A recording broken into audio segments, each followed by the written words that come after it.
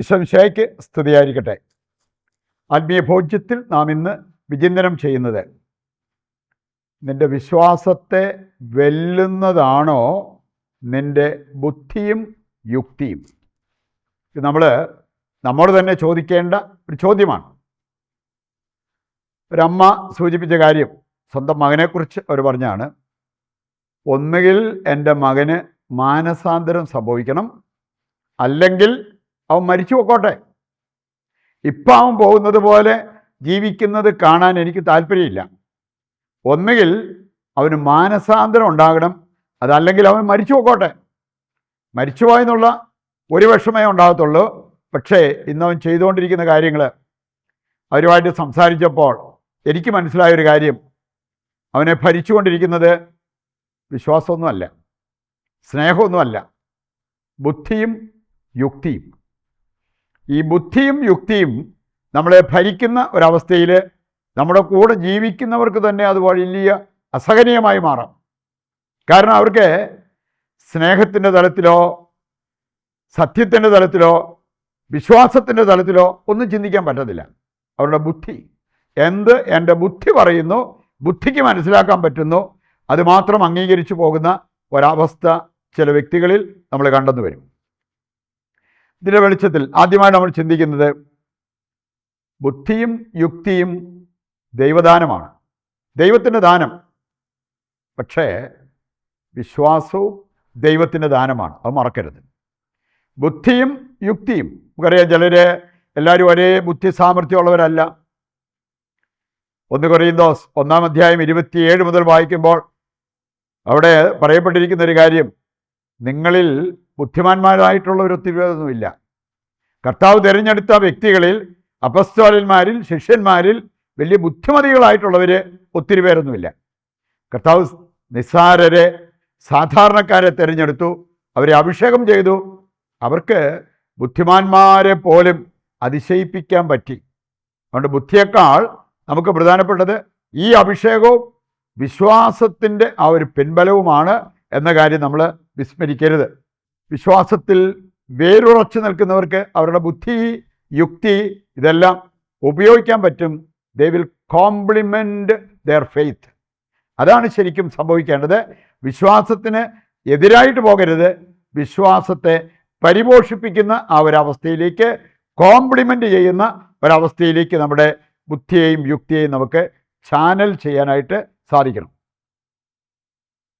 ലൂക്ക 1:27 മുതൽ വായിക്കുമ്പോൾ അവിടെ നമ്മൾ കാണുന്നുണ്ട്, മറിയം തൻ്റെ ബുദ്ധിയും യുക്തിയും ഉപയോഗിച്ച് ഒരു ചോദ്യം ചോദിച്ചു. ഇതെങ്ങനെ സംഭവിക്കും? ഞാൻ പുരുഷനെ അറിയുന്നില്ലല്ലോ. ദൈവത്തിന് അവളുടെ വിശ്വാസത്തിൻ്റെ ആഴം, സ്നേഹത്തിൻ്റെ ആഴം അറിയാമായിരുന്നു. അത് ഈ ബുദ്ധിയെയും യുക്തിയെയും ഒക്കെ അതിശയിപ്പിക്കുന്ന, വെല്ലുന്ന രീതിയിലുള്ള വിശ്വാസമായിരുന്നു.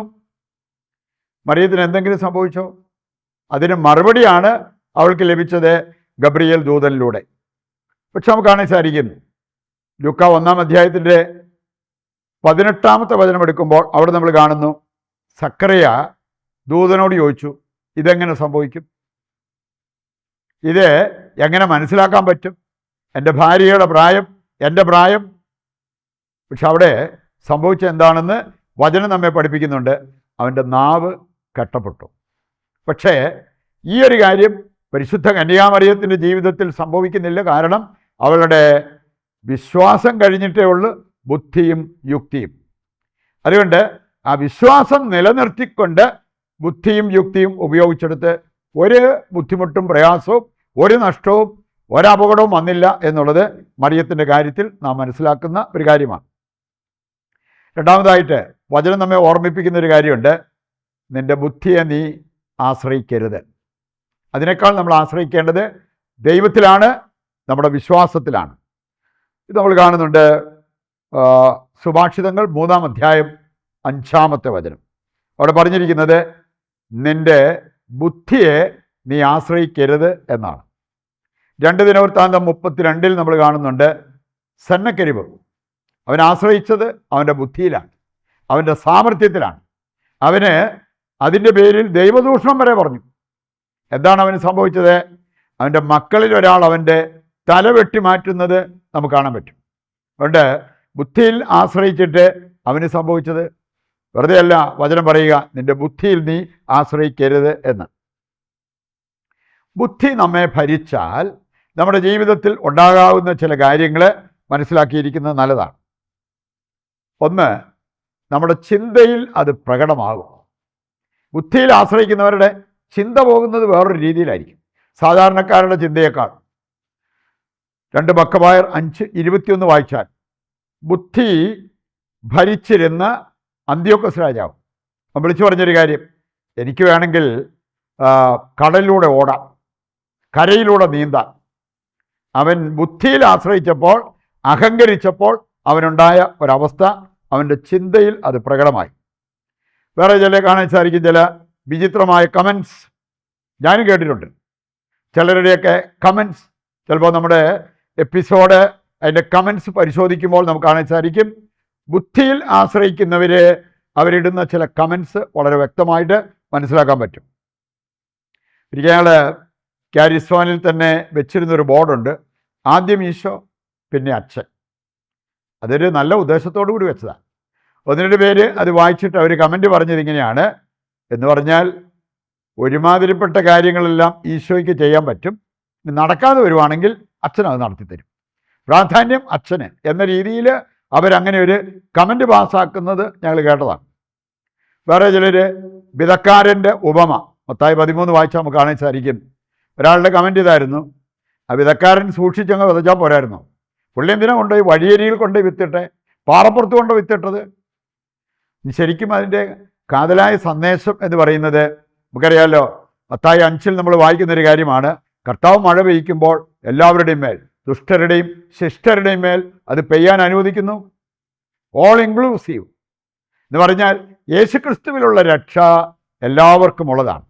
ഇന്ന് ദുഷ്ടതയിൽ ജീവിക്കുന്ന ഒരു വ്യക്തിയും നാളെ അനുദപിച്ച് ദൈവത്തിൻ്റെ പക്കലേക്ക് തിരിഞ്ഞാൽ ഈ രക്ഷയുടെ ഭാഗമായി മാറാൻ, രക്ഷ കൈവരിക്കാൻ അവർക്കും സാധിക്കും എന്നുള്ളതാണ് അതിൻ്റെ ശരിയായ ഒരു സന്ദേശം.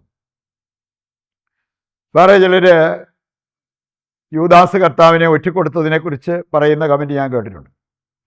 യൂദാസ് എങ്ങാനും അത് ചെയ്യാതെ പോയെങ്കിൽ ആകെ പണി പാളിയേനെ എന്ന് പറഞ്ഞാൽ ദൈവത്തിൻ്റെ എല്ലാ പദ്ധതികളും പാളിപ്പോയേനെ. ഇനി അങ്ങനെ അവൻ ഒറ്റിക്കൊടുക്കുന്നില്ലായിരുന്നെങ്കിൽ പിന്നെ ഈ കുരിശുമരണവും അതേ തുടർന്നുണ്ടായ സംഭവങ്ങൾ അത് വിശ്വസിച്ച് അവസാനം പ്രീ ഡെസ്റ്റിനേഷൻ തിയറി, യൂദാസിന് അതല്ലാതെ വേറെ മാർഗമില്ലായിരുന്നു എന്ന ആ ഒരു കാഴ്ചപ്പാടിലേക്ക് പോകുന്നവരെ കാണാൻ പറ്റും. യൂദാസ് ചെയ്യാനിരിക്കുന്ന കാര്യങ്ങൾ യേശു തൻ്റെ ആ ഒരു ഫോർ നോളജ്, അറിവിൽ മുൻകൂട്ടി കണ്ട് അത് പറഞ്ഞതാണ്. അതല്ലാതെ കർത്താവ് അത് പറഞ്ഞതിൻ്റെ പേരിലല്ല യൂദാസ് അങ്ങനെ ഒരു കാര്യത്തിന് മുതിർന്നത് എന്നുള്ള കാര്യം സഭ നമ്മെ പഠിപ്പിക്കുന്ന ഒരു കാര്യമാണ്. അല്ലെങ്കിൽ പ്രീ ഡെസ്റ്റിനേഷൻ തിയറിയുടെ ഭാഗമായിട്ട് ചിലപ്പോൾ നമ്മൾ മാറിയെന്ന് വരും. അവസാനമായിട്ട് നമ്മൾ ചിന്തിക്കുന്നത്, വിശ്വസിക്കാൻ നമുക്ക് ഒരു വക വേണമെന്ന് നിർബന്ധമുണ്ടോ? ഇല്ല എന്നുള്ളത് വചനം നമ്മെ പഠിപ്പിക്കുന്നുണ്ട്. റോമ 4:18 വചനം എടുത്താൽ അബ്രാഹത്തെക്കുറിച്ച് പറഞ്ഞിരിക്കുന്നത്, പ്രതീക്ഷയ്ക്ക് ഒരു വകയില്ലാതിരുന്നിടത്ത് അവൻ പ്രതീക്ഷിച്ചു, അത് അവന് നീതീകരണമായി മാറി. 99 വയസ്സായിട്ടും മക്കളുണ്ടാകാതിരുന്ന് അവൻ പറഞ്ഞു, എനിക്കുണ്ടാകും. സാറായുടെ പ്രായമോ എൻ്റെ പ്രായമോ ഒരു പ്രശ്നമല്ല. ദൈവം പറഞ്ഞു, നിന്റെ സന്താന പരമ്പര ആകാശത്തിലെ നക്ഷത്രം പോലെ ആയിരിക്കും. വിശ്വസിക്കാൻ വകയുണ്ടായിട്ടാണോ അവൻ വിശ്വസിച്ചത്? അല്ല. അങ്ങനെ വിശ്വസിച്ചത് കൊണ്ട് അത് അവന് നീതീകരണമായിട്ട് മാറി. ഈ ഒരു വിശ്വാസത്തിൻ്റെ ഉടമകളാക്കി നമ്മെ മാറ്റണമെന്ന് ദൈവത്തോട് പ്രാർത്ഥിച്ചുകൊണ്ട് പ്രതിഷ്ഠാ ജപത്തിൽ നമുക്ക് പങ്കുചേരാം.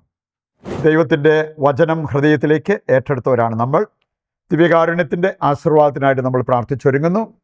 നിങ്ങളുടെ പ്രത്യേക നിയോഗങ്ങളെല്ലാം ഈ അൾത്താരയിൽ സമർപ്പിച്ച് ദൈവത്തിൻ്റെ അനുഗ്രഹത്തിനായിട്ട് യാചിക്കുക. നമ്മുടെ പ്രാർത്ഥനാ നിയോഗങ്ങൾ കർത്താവ് കൈക്കൊള്ളുന്നു എന്ന വിശ്വാസത്തോടെ ദൈവത്തെ സ്തുതിച്ചുകൊണ്ട് ദിവ്യകാരുണ്യത്തിൻ്റെ ആശീർവാദം നമുക്കിപ്പോൾ സ്വീകരിക്കാം. യേശുവേ നന്ദി, ഹല്ലേലൂയ. യേശുവേ ആരാധന, യേശുവേ നന്ദി, യേശുവേ സ്തുതി.